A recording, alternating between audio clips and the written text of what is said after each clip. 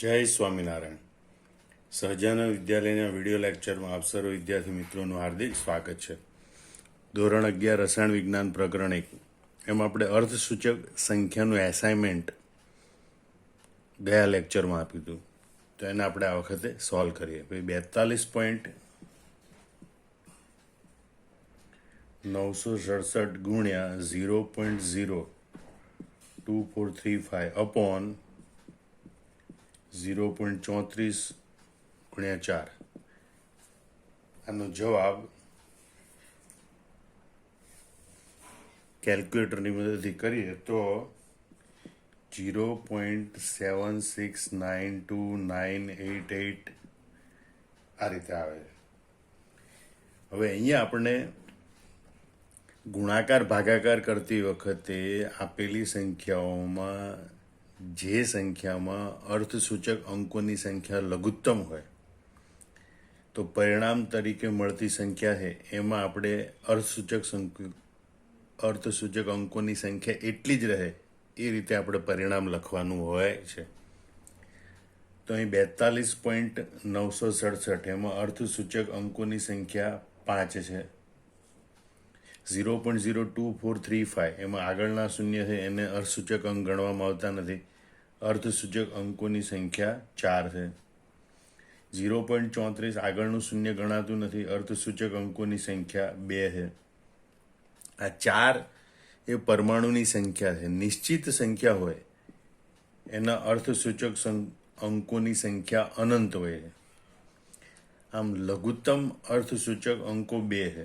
મતલબ કે જે પરિણામ તરીકે જે સંખ્યા મળી એનું 2 અર્થસૂચક અંકો સુધી સન્નિકટન કરવું પડે, એટલે કે એ મૂલ્યને સીમિત કરવું પડે. 2 અર્થસૂચક અંક સુધીની સંખ્યા આ 0.76 સુધી આવે. તો 0.76 પછીની જમણી બાજુનો પહેલો અંક 9 છે અને 9 એ 5 કરતાં વધારે છે, માટે આગળની સંખ્યામાં એક ઉમેરવો પડે, એટલે 0.76. એનો માટે આ આપેલી જે રકમ હતી એનો જવાબ આપણે અર્થસૂચક સંખ્યાના સંદર્ભમાં 0.76 લખી શકીએ. અહીંયા 5 ગ્રામ અને 5.00 ગ્રામ એ મૂલ્યની દ્રષ્ટિએ તો બંને સરખા લાગે છે, પણ પરિશુદ્ધતામાં તફાવત છે. અહીં 5 ગ્રામમાં અર્થસૂચક અંકો કેટલા? તો કે 2. જ્યારે 5.00 ગ્રામમાં અર્થસૂચક અંકોની સંખ્યા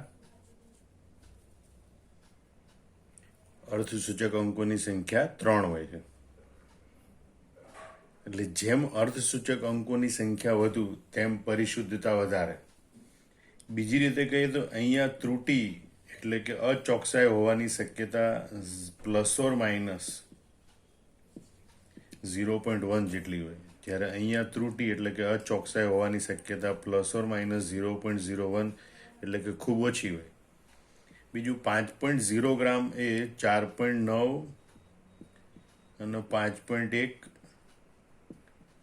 વચ્ચેનું મૂલ્ય છે, જ્યારે 5.00 ગ્રામ એ 4.99 અને 5.01ની વચ્ચેનું મૂલ્ય છે. આમ 5.00 ગ્રામ એ મૂલ્ય વધુ પરિશુદ્ધતા ધરાવે છે.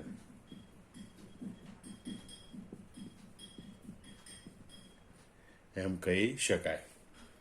તો 5 ગ્રામ અને 5.00 ગ્રામ વચ્ચે આ તફાવત છે.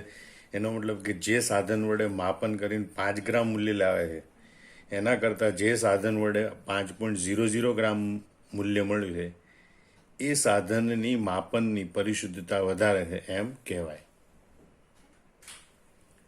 અહીં કીધું પાયમાં અર્થસૂચક અંકો કેટલા? તો પાય એટલે આમ તો વર્તુળનો પરિઘ ભાગ્યા વર્તુળનો વ્યાસ.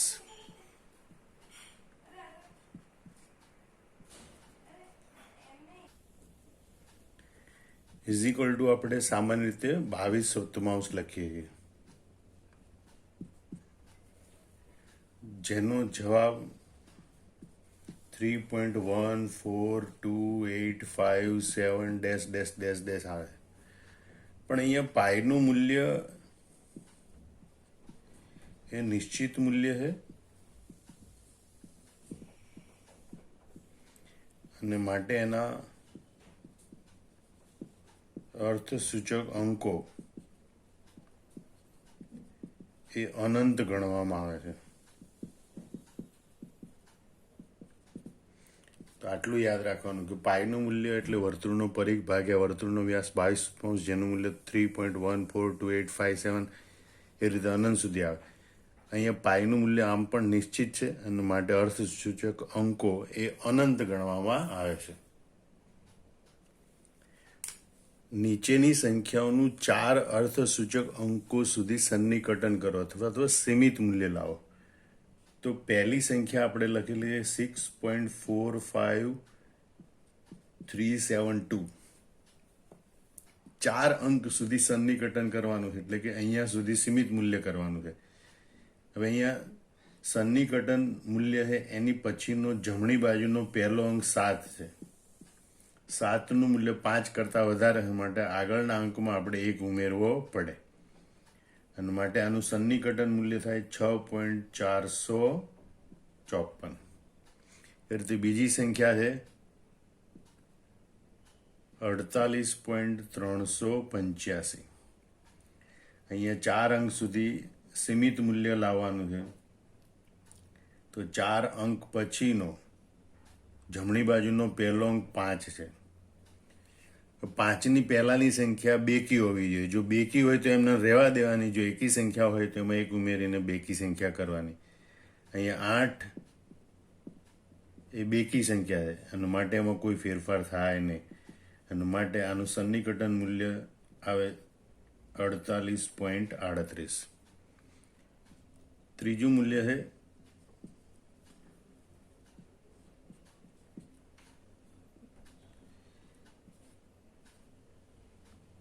7 લાખ. એમાં 4 અંક સુધી આપણે સન્નિકટન કરવાનું છે.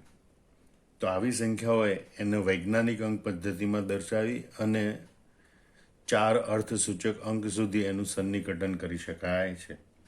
એટલે આને લખાય 7.000 ગુણ્યા અહીંયા આપણે દશાંશ ચિહ્નને 1 2 3 4 5 અંક સુધી ડાબી બાજુ લઈ જઈએ એટલે 10⁵.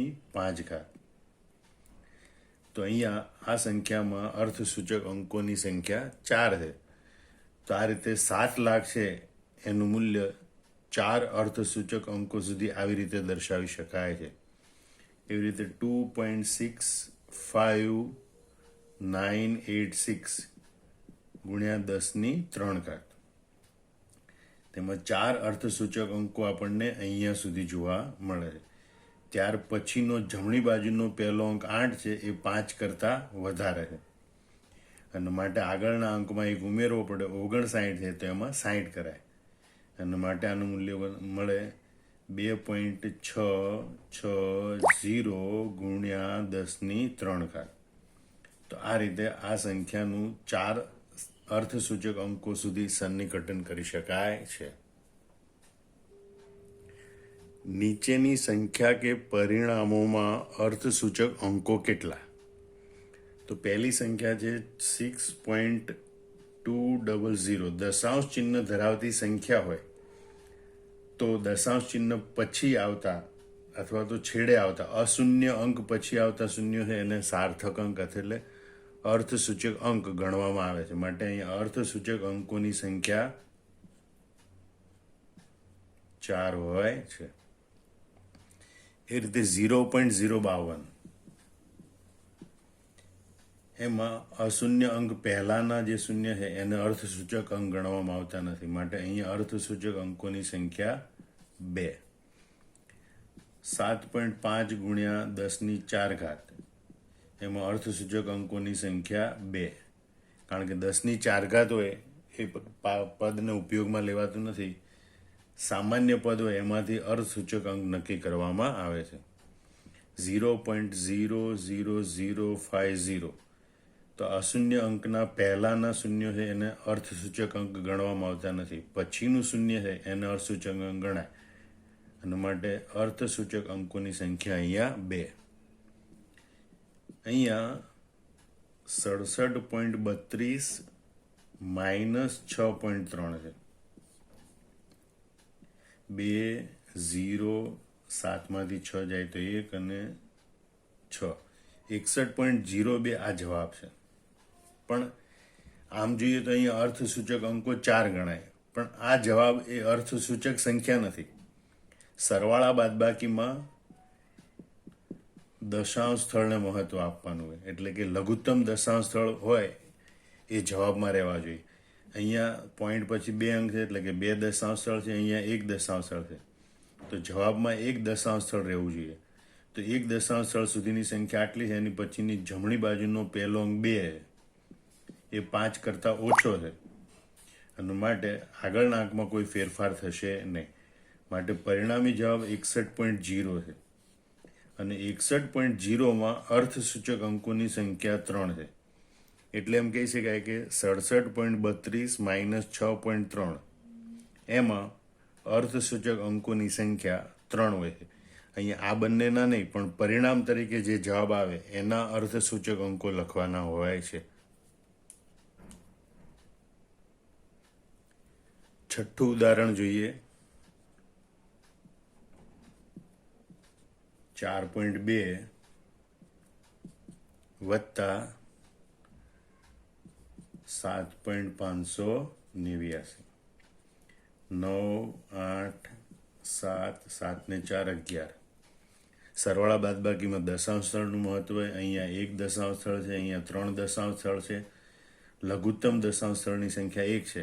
માટે જવાબનું સન્નિકટન 1 દશાંશ સ્થળ સુધી કરવું પડે. અહીંયા સુધી. ત્યાર પછીની જમણી બાજુનો પહેલો અંક 8 છે. એ 5 કરતાં વધારે છે. માટે આગળના અંકમાં 1 ઉમેરવો પડે. માટે પરિણામ લગાય 11.8. આ અર્થસૂચક સંખ્યા પરિણામ તરીકે મળે. અને એમાં અર્થસૂચક અંકોની સંખ્યા 3 છે.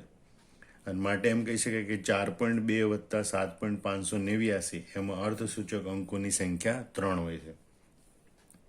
ત્યાર પછી જોઈએ 5.56 એનો સ્ક્વેર ગુણ્યા 8.24 ભાગ્યા 3.6. કેલ્ક્યુલેટરની મદદથી આનો જવાબ લાવીએ આપણે. તો જવાબ આવે છે 70.75 આ રીતે જવાબ આવે છે. તો અહીંયા ગુણાકાર ભાગાકારમાં અર્થસૂચક અંકો ની સંખ્યા એને મહત્વ આપવાનું હોય છે. તો આ સંખ્યામાં અર્થસૂચક અંકો 3 છે. અહીંયા 3 છે ને અહીંયા 2 છે. તો લઘુત્તમ અર્થસૂચક અંકો 2 છે. તો જવાબનું સન્નિકટન 2 અર્થસૂચક અંકો સુધી એટલે કે અહીંયા સુધી કરવું પડે. ત્યાર પછીની જમણી બાજુનો પહેલો અંક 7 છે. 5 કરતાં વધારે છે. માટે આગળના અંકમાં 1 ઉમેરવો પડે. માટે જવાબ લખાય 71. અને 71માં અર્થસૂચક અંકોની સંખ્યા 2 છે. અને માટે આ સંખ્યા 7મા દાખલાની જે રકમ છે એમાં અર્થસૂચક અંકોની સંખ્યા 2 ગણવામાં આવે છે. છેલ્લો દાખલો જોઈએ આપણે. 18.567 ભાગ્યા 8.1 ગુણ્યા 2. તો આમાં અર્થસૂચક અંકોની સંખ્યા 5 છે. અહીંયા અર્થસૂચક અંકોની સંખ્યા 2 છે. અને આ 2 એ અણુની સંખ્યા છે. એ નિશ્ચિત સંખ્યા છે. માટે એના અર્થસૂચક અંકોની સંખ્યા અનંત હોય. એટલે આપણે ગણતરી કર્યા વગર પણ કહી શકીએ કે આ ગુણાકાર ભાગાકારમાં લઘુત્તમ ઓછામાં ઓછા અર્થસૂચક અંકો ધરાવતી સંખ્યા 8.1 છે. અને એની સંખ્યા 2 છે. માટે આનું જે પરિણામ આવે એમાં અર્થસૂચક અંકોની સંખ્યા 2 જોવા મળે છે. એટલે અહીંયા 8મી રકમ છે એના અર્થસૂચક અંકોની સંખ્યા 2 ગણી શકાય. જય સ્વામિનારાયણ.